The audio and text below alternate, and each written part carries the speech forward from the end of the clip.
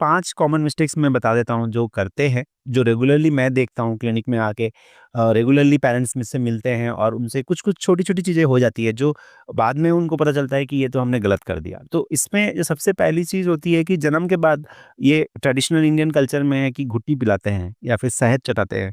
तो उसमें बड़े लोग, बुजुर्ग लोग आके करते हैं, सोचते हैं कि इससे आशीर्वाद मिलेगा, बच्चे की इम्यूनिटी इंप्रूव होगी।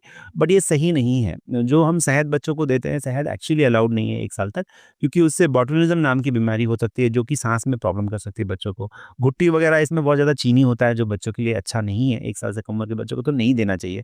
शहद, घुट्टी या फिर ये जो चीनी मिश्री देते हैं वो, पानी में मिश्री मिला के देते हैं, ये नहीं करना चाहिए।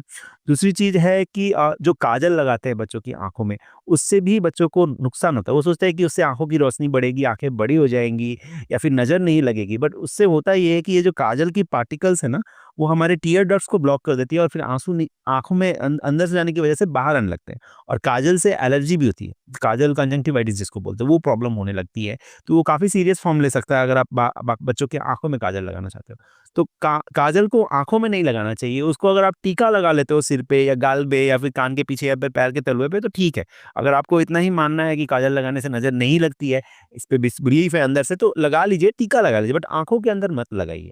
और एक चीज़ करते हैं कि जो बच्चों की मसाज करते हैं, उनकी नाक में, उनके कान में तेल डाल देते हैं।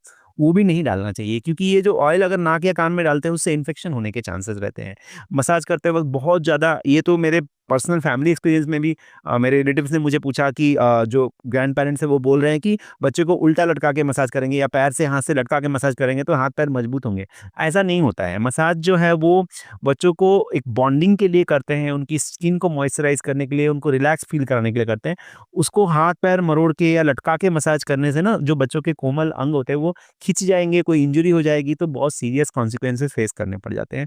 और एक जो गलती करते हैं कई बार, गाय का दूध, मतलब 6 महीने से कम उम्र के बच्चों को या फिर 1 महीने 2 महीने के बच्चों को गाय का दूध शुरू कर देते हैं। तो वो गाय का दूध 6 महीने से कम उम्र के बच्चे पचा नहीं पाते और उसमें फिर उनको काऊ मिल्क प्रोटीन एलर्जी हो सकती है, आयरन डिफिशिएंसी हो सकती है और भी अलग-अलग तरह की प्रॉब्लम्स हो सकती हैं।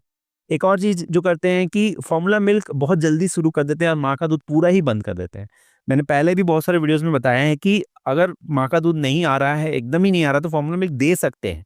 बट डॉक्टर की सुपरविज़न में करना है और पूरा ट्राई करना है, 100% ट्राई करना है कि जो माँ की दूध है वो आए। उसके लिए क्या करना है, अच्छे से माँ को हाइड्रेट करना है, खाना सही से देना है, उनको रेस्ट कराना है और अगर दवाइयों की ज़रूरत है तो दवाइयों की मदद से भी माँ का दूध बन जाए, आने लगे, बच्चे को बार-बार शक कराना है मदर की ब्रेस्ट पे लेके, तो उससे भी नेचुरल फीडबैक से, पॉजिटिव फीडबैक से दूध बनना शुरू होता है। तो ये सारी चीज़ें जो गलतियाँ हैं, ये हमें नहीं करनी है।